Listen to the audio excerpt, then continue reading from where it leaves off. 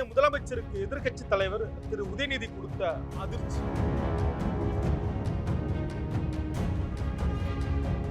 போர்க்களமாக மாறிய தமிழக சட்டமன்றம்.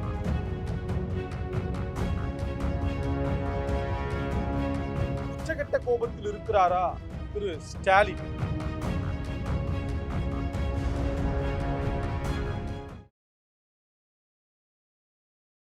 ஆச்சி மசாலா எந்த சமையலும் ருசி தேடும் ரகசியம் 20 ரூபாய். சிட்டாசிஸ் தமிழர் 4.0 அணிகளாய் திரள்வோம், அமைப்பாய் உயர்வோம். ஜூலை 24-25 ஹில்டன், சென்னை. செங்கல்பட்டு நீதிமன்றத்துல கணவனை காணும் அப்படின்னு மனைவி புகார் கொடுத்த கதை இருக்கிறது அப்படின்னு திரு உதயநிதி அவர்கள் ட்விட்டர்ல எழுதியிருப்பதும், சட்டமன்றத்துல அப்பாவை காணும் அப்படின்னு திரு முதலமைச்சர் விஜய் அவர்கள் பேசியதும் இன்றைக்கு பெரிய பேசு பொருளாக மக்கள் மத்தியில பார்க்கப்படுது. குறிப்பாக தமிழக சட்டமன்றத்துல பேசப்பட வேண்டிய செய்தின்னு பல செய்தி இருக்கு. குறிப்பாக இன்றைக்கு மின்வெட்டு பெரிய லெவல பேசப்படுகிறது. பெண்கள் குழந்தைகள் மீதான பாதுகாப்பு குறித்து இன்றைக்கு கேள்வி எழுப்பப்பட்டிருக்கிறது. விவசாயிகளுடைய போராட்டத்தை பற்றி கேள்வி எழுப்பப்பட்டிருக்கிறது. தூய்மை பணியாளர்கள் உட்பட பல வேலைகள் தற்போது தனியாரிடம் ஒப்படைப்பது தொடர்பாகவும் கேள்வி எழுப்பப்பட்டிருக்கிறது. இதற்கெல்லாம் முதலமைச்சர் பதில் சொல்வார் என்று எதிர்பார்க்கப்பட்ட நிலையில முதலமைச்சர் கொடுத்த பதில்தான் இவ்வளவு அமிலி துமிலிக்கு காரணமாக மாறியிருக்கிறது. வழக்கமாக எதிர்க்கட்சி வைக்கக்கூடிய குற்றச்சாட்டுக்கு ஆளுங்கட்சி தரப்புல இருந்து பதிலும் அமைச்சர்களும், ஏன் இன்றைக்கு முதலமைச்சர் உட்பட பலர் பதில் சொல்வார்கள்.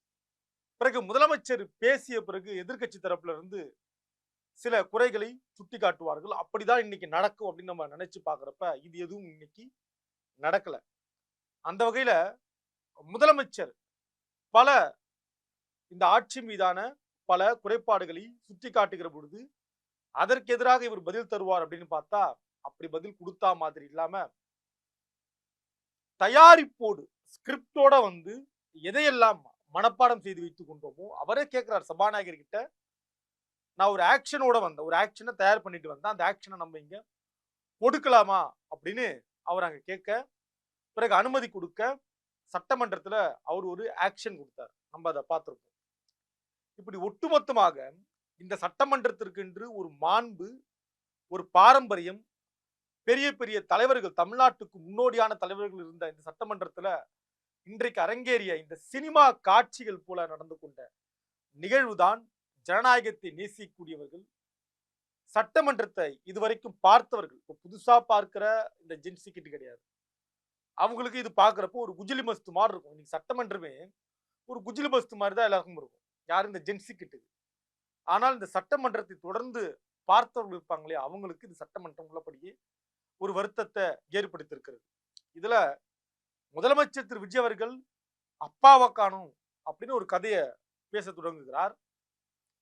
அந்த கதைக்கும் இந்த சட்டமன்றத்துக்கும் ஏதாவது சம்பந்தம் இருக்கா அப்படின்னா எந்த விதமான சம்பந்தமும் கிடையாது. இந்த பார்ட்டி ஃபண்ட் அப்படின்னு முதலமைச்சர் பேசுகிறார். இந்த பார்ட்டி ஃபண்டுக்கும் ஆளுநர் மீதான உரைக்கும் ஏதாவது சம்பந்தம் இருக்கா அப்படின்னா எந்த விதமான சம்பந்தமும் கிடையாது. இப்படின்னு ஒரு செய்கை பண்ணாரு. அந்த செய்கைக்கும் இந்த சட்டமன்ற நிகழ்வுக்கும் ஏதாவது சம்பவம் இருக்குன்னா அந்த சம்பந்தமும் கிடையாது. இப்படி சம்பந்தமே இல்லாம எதிர்கட்சிகள் கேட்ட கேள்விக்கு பதில் இல்லாம இன்றைக்கு சட்டமன்றத்தை நடத்தி முடித்திருக்கிறார்கள். இப்ப மக்கள் எதிர்பார்க்கிற கேள்வி என்பது ஆளுங்கட்சி ஆனாலும் எதிர்கட்சி ஆனாலும் இந்த இரண்டு தரப்பையும் தேர்ந்தெடுத்து அனுப்பியது தமிழ்நாட்டு மக்கள். தமிழ்நாட்டு மக்களுடைய பிரச்சனைகளை தமிழ்நாட்டு மக்களுக்கு இந்த இரண்டு தரப்பும் செய்ய வேண்டிய நலத்திட்டங்கள் என்ன அப்படின்றத சட்டமன்றத்துல பேசுவாங்கன்னு பார்த்தா, ஆனா இது இரண்டுமே ஈகோ கிளாஷாக இருந்தது. இரண்டு பேருக்கும் இடையில நடந்த ஒரு சண்டையாக, ஒரு போர்க்களமாக இன்றைக்கு சட்டமன்றம் இருந்தது அப்படின்றத பார்க்க முடியும். திட்டமிட்டே எதிர்கட்சியை வெளியே அனுப்ப வேண்டும் என்று திரு முதலமைச்சர் அவர்களுக்கு ஸ்கிரிப்ட் எழுதி கொடுத்தவங்க வேலை பார்த்ததா நம்மளால புரிஞ்சிக்க முடியுது. எதிர்கட்சிகள் வச்ச குற்றச்சாட்டுக்கு மறுப்பு சொல்லுவார்னு பார்த்தா, இப்ப ஸ்ரீவைகுண்டத்துல ஒரு தப்பு நடந்திருக்கு. அந்த தப்பு, அந்த பாலியல் குற்ற வழக்குல எம்எல்ஏ சரவணன் இருக்கிறார் அப்படின்ற ஒரு பேச்சு இருக்கு. இதை பற்றி ஏதாவது முதலமைச்சர் பேசுவாரான்னு பார்த்தா அதை பற்றி முதலமைச்சர் பேசல. இப்ப நடவடிக்கை எடுத்திருக்கும் அப்படின்னா யார் மேல நடவடிக்கை எடுத்திருக்கும்? ஃபீஸ் கரியரை புடுங்கினவங்க மேல நடவடிக்கை எடுத்திருக்கும்னா யார் மேல நடவடிக்கை எடுத்திருக்கும்? அவங்க எந்த கட்சியை சார்ந்தவர்கள் அப்படின்னு ஆதாரத்தோடு முதலமைச்சர் பேச்சுவாரானா அதை பற்றி முதலமைச்சர் பேசல.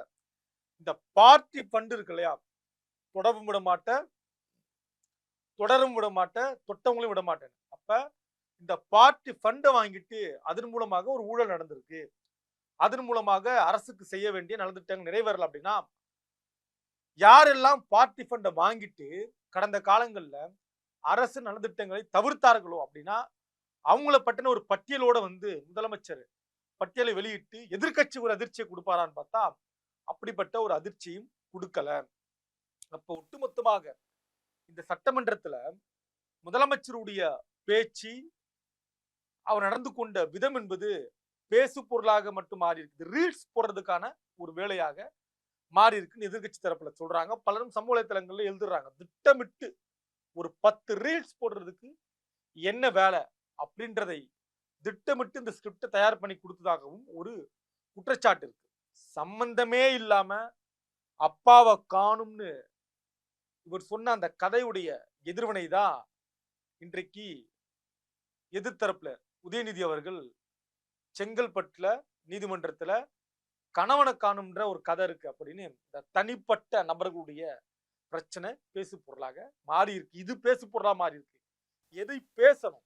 பாலியல் குற்றச்சம்பவங்கள் தமிழ்நாட்டுல நாளுக்கு நாள் அதிகரித்து கொண்டு இருக்கிறது. அது இல்லையா பேசணும்? சட்டம் ஒழுங்கு சீர்கேடு எப்படி இருக்கு அதை பற்றி இல்லையா இரண்டு தரப்பும் பேசணும், விவாதம் செய்யணும். போதைப் பொருள் ஒழிப்பு இருக்கு இல்லையா, அதற்கு எதிராக அரசு எடுத்த நடவடிக்கை என்ன அப்படின்னு எதிர்கட்சி கேட்கணும், அரசு பதில் தரணும். இது இல்லையா பேசப்பட்டிருக்கணும்? இதெல்லாம் பேசப்படாம அப்பாவை காணும்னு முன்னாள் முதலமைச்சரை கேலி செய்யும் விதமா இவர் பேசுறதும், அதற்கு பதிலாக மனைவி கணவனை காணும்னு சொல்லக்கூடிய கதைன்னு இந்த மாதிரியான சம்பவங்கள் தான் இந்த நாட்டு மக்களுக்கு தேவையா அப்படின்ற கேள்விதான் இன்றைக்கு மக்கள் மத்தியில பெரிதாக இருந்திருக்கிறது. இதுல ஒரு உண்மை, திமுக கூட்டணியில் நின்று தேர்தலை சந்தித்தவர்கள் இன்றைக்கு தாவேகா தரப்புக்கு ஆதரவு கொடுத்திருக்கிறார்கள் அப்படின்னா திமுக தரப்புல நின்றவங்களுக்கு ஓட்டு போட்டவங்க முதலமைச்சராக ஸ்டாலின் வர வேண்டும் என்று ஓட்டு போட்டவர்களை தவிர திரு விஜய் முதலமைச்சராக வரணும்னு ஓட்டு போடல. அதை பேசிய முதலமைச்சர் நினைவுல வச்சிருக்கணும்.